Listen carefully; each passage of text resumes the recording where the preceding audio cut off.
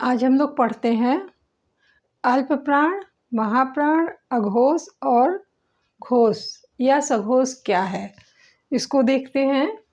हमारे जो हिंदी वर्णमाला के वर्ण हैं, स्वर और व्यंजन दोनों ही, तो उन्हीं में जो है कुछ वर्ण अघोष हैं और कुछ वर्ण सघोष हैं, कुछ वर्ण अल्प प्राण हैं और कुछ वर्ण महाप्राण हैं। तो अघोष, सघोष, अल्प प्राण और महाप्राण कौन कौन से वर्ण हैं और क्यों है ऐसा, इसको हम लोग देखते हैं। तो देखिए, अघोष, अघोष और घोष या सघोष, घोष या सघोष। सघोष और घोष एक ही है और अघोष जो है वो अलग है।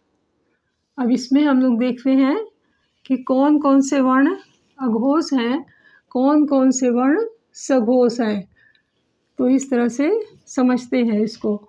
आइए देखते हैं। देखिए, अघोष और सघोष का मतलब क्या है। देखिए, सघोष वे वर्ण होते हैं जिनको उच्चारित करते समय हमारे स्वर तंत्र में अधिक कंपन उत्पन्न होता है। जब हम स्वर को बोलते हैं तो स्वर तंत्र यानी कि जो अंग हमारे शरीर के स्वर का उच्चारण करते हैं उनमें कंपन उत्पन्न होता है, और यह कंपन जब अधिक होता है तो वे वर्ण सघोष कहलाते हैं, और जब कंपन कम उत्पन्न होता है तो वे वर्ण अघोष कहलाते हैं। अब इसमें हम लोग देखते हैं कि अघोष और सघोष में कौन कौन से वर्ण आते हैं। तो देखिए, इसको सारांश समय से यहाँ पे लिखते हैं आपको। 12, 1 और 2 और 345, 12 और 345। अब आप सोचेंगे कि मैंने 12 और 345 क्यों लिखा है। तो इसका मतलब ये है कि 12 और 345 नहीं है, बल्कि 1, 2 और 3, 4, 5 है। मेरा लिखने का तात्पर्य ये है। ये तो मैंने याद करने के लिए आपको 12 और 345 बता दिया है। 12 का 1, 2 का मतलब हुआ पहला वर्ण और दूसरा वर्ण। तो क्या हो गया, पहला वर्ण का हुआ और दूसरा वर्ण खा हुआ। फिर ग, घ और अंगा, यानी कि 3, 4 और 5 वर्ण। तो इस तरह से पहले हम पंचवर्गीय व्यंजन को लिखते हैं, फिर आगे देखते हैं। चा, छा, जा, झा और इया। च, छ, जा, झा, इया। तो इस तरह से फिर अगला क्या हुआ, ट वर्ग में ट, ठ, डा, ढा, अड़ा, ता, था, द, धा, न, प, फ, ब, भ और म। तो इस तरह से हमारे पहला और दूसरा वर्ण, प्रत्येक वर्ग का पहला और दूसरा वर्ण जो है वो अघोष है, और तीसरा, चौथा और पांचवा वर्ण सघोष है। अब उसके बाद और जो हमारे वर्ण बचते हैं उनको हम देखते हैं कि किस में आएंगे। देखिए, अब इसमें आएगा हमारा सा, यानी तालव्य सा, मूर्धन्य सा और दंत्य सा। किस में आएगा, अघोष में। और सघोष में हमारे अंतस्थ वर्ण, सारे अंतस्थ वर्ण जितने भी हैं, कौन कौन से हैं, य, र, ला और वा। ये 4 अंतस्थ वर्ण हो गए। और हमारा बचा हा। तो हा जो है वो आएगा आपका सघोष में। हा जो है सघोष में आएगा। अभी हमारे 33 व्यंजनों का हिसाब हमारे पास हो गया। अब हम देखते हैं कि हमारे स्वर किस में जाएंगे। स्वर भी तो बचे, तो स्वर हमारे जो है वो आएंगे सघोष में। इसमें हमारे सभी स्वर वर्ण आ जाएंगे। 11 स्वर वर्ण है, वे सभी 11 स्वर वर्ण आ जाएंगे।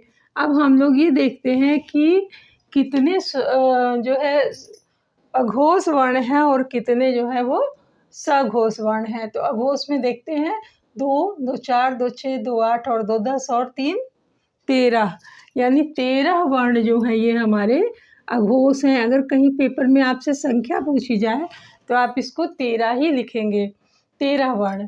और उसके बाद सघोष में 3, 3 6, 3 9, 3 12, 3 15 और 4 19, 1 20, 20 ये हो गए। 20 हमारे क्या हो गए? व्यंजन हो गए। 20 क्या हो गए? हमारे व्यंजन वर्ण हो गए। और उसके बाद बचा हमारा 11 स्वर वर्ण। तो 20 और 11 हमारी ये हो गए 31।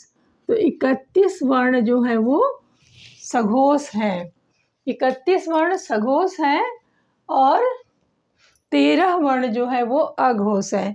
अब स्वर और व्यंजन को अगर हम मिला दें तो हमारे स्वर कितने होते हैं? स्वरों की संख्या हमारे पास है 11 और व्यंजन की संख्या होती है, व्यंजन की संख्या हमारे पास है जो है 33। तो 11 और 33 मिला करके 44 कुल वर्ण होते हैं स्वर व्यंजन मिला करके। बाकी अब आप कहेंगे कि लिखते तो हम ज़्यादा हैं, फिर और कैसे होते हैं? तो बाकी संयुक्त वर्ण है, उच्छिष्ट वर्ण है और अयोगवाह वर्ण है, तो इनको हम लोग इसमें इंक्लूड नहीं करते, यानी कि इनको इसमें जोड़ते नहीं हैं।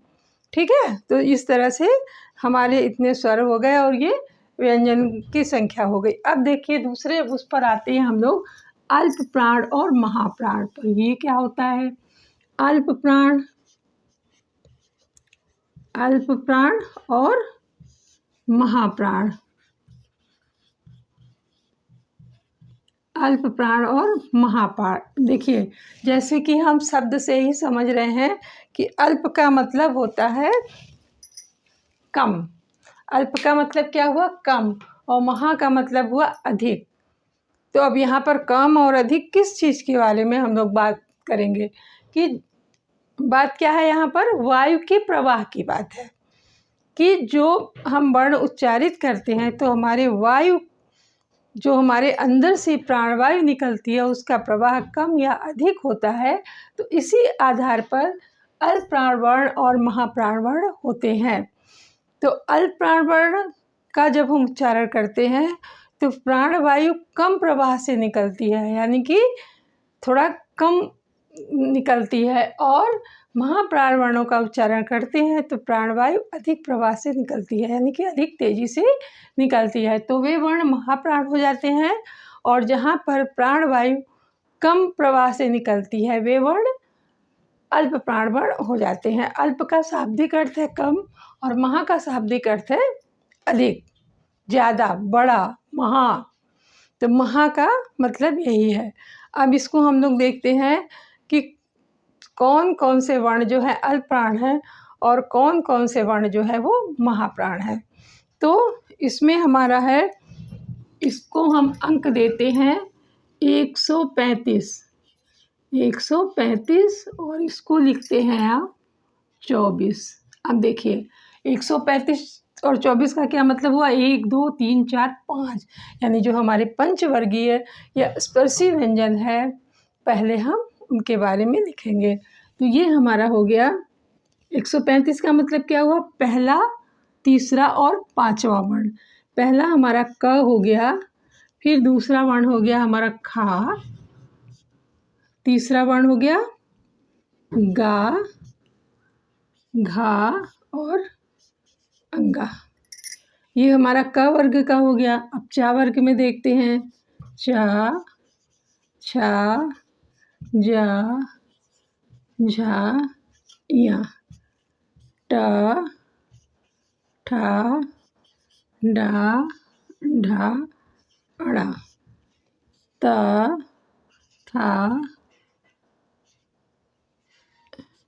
दा, धा, ना, पा, फा, बा, भा, मा। तो ये तो हमारे पंचवर्गीय व्यंजनों की बात हो गई। अब अंतस्थ वर्ण आते हैं। कौन कौन से अंतस्थ वर्ण आएंगे अल्प प्राण में? य, र, ल वा। अब इसके बाद शा शा शा हा, महाप्राण। क्यों? क्योंकि ये ऊष्मीय वर्ण ही है, यानी कि इनको हम अधिक वायु के माध्यम से बोलते हैं, तो ये ऊष्मीय वर्ण ही है। उसके बाद देखिए सभी स्वर जो हैं वो अल्प प्राण में आ जाएंगे। सभी स्वर यानी कि जो 11 स्वर हमारे हैं वो सभी अल्प प्राण में आ जाएंगे। उसका उच्चारण करते समय हमें अल्प प्राण वर्णों की सहायता लेनी पड़ती है। अब इसका नंबर हम गिनते हैं कि कितने हुए। 3, 3 6, 3 9, 3 12, 3 15, 15 और 4 19 और 11 स्वर हो गए।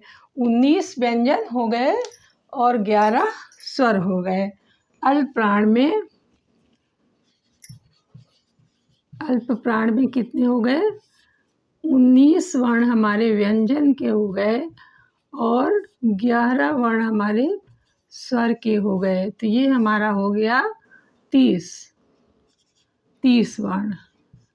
अब यहाँ पर देखते हैं 2 2 4 2 6 2 8 2 10 और 4 14। महाप्राण में कितने हो गए? महाप्राण में हमारे स्वर हो गए 14। इसमें केवल स्वर हैं, स्वर नहीं, व्यंजन है, केवल 14 व्यंजन। 14 व्यंजन, स्वर कोई नहीं है यहाँ पे, सारे जो है व्यंजन वर्ण है। 14 व्यंजन ये है आपके महाप्राण।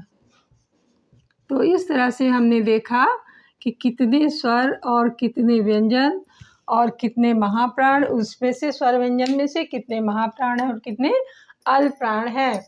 देखिए अल्प प्राण में कुल 30 वर्ण हो गए, महाप्राण में 14 वर्ण हो गए।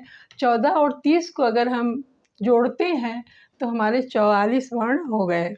अभी हमने बताया था, वही यहाँ पर भी बता रही हूँ कि 33 व्यंजन होते हैं और 11 स्वर होते हैं। तो इस तरह से हमारे 44 वर्णों का योग यहाँ पर आ गया। अब बाकी अंतस्थ वर्ण है, अयोगवाह वर्ण है, उत्क्षिप्त वर्ण है, और भी जो भी वर्ण है, तो संयुक्ताक्षर वर्ण है। तो वर्णों को अलग अलग तरह से हमने विभाजित किया हुआ है, व्याकरण के आधार पर, उनके उच्चारण स्थान के आधार पर कई तरह से अलग अलग तरह से उनको बांटा गया है। तो जिसमें आपके अघोष सघोष में 13 अघोष हो गए और सघोष हो गए आपके 31, और जो है अल्प प्राण में आपके 30 वर्ण हो गए और महाप्राण में आपके 14 वर्ण हो गए। तो इस तरीके से अगर हम ऐसे केवल अघोष में 12, 345 और उसके बाद उसमें वर्ण अंतस वर्ण, इनको अलग करके पढ़ लें तो कुल 2 मिनट में समझ में आ जाएगा। ज़्यादा कोई ज़रूरत नहीं है, संख्या इनकी जान लीजिए। पेपर में आपको स्थान वर्ण दिए रहेंगे और ये पूछा जाएगा कि अल्प प्राण है या महाप्राण है, या नंबर पूछ लिया जा सकता है कि कितने नंबर है। उसी तरह से आपका अघोष सघोष, अल्प प्राण, महाप्राण दोनों ही बहुत आसानी से समझ में आने वाला है, कोई प्रॉब्लम नहीं होने वाली है। देखिए 12, 345 और 135 और 24, ये तो हमारे पंचवर्गीय व्यंजन हो गए इस तरह से। और बाकी अन्य जो व्यंजन है उसको केवल देखिए हा जो है वो इधर आ जाता है सघोष की तरफ, और यहाँ पर क्या होता है आपके अल्प प्राण में पूरे अंतस्थ व्यंजन और महाप्राण में पूरे ऊष्मीय व्यंजन आते हैं। तो चलिए अब आज का यहीं तक आपका कोर्स है, आगे फिर कल नए विषय वस्तु के साथ मिलते हैं।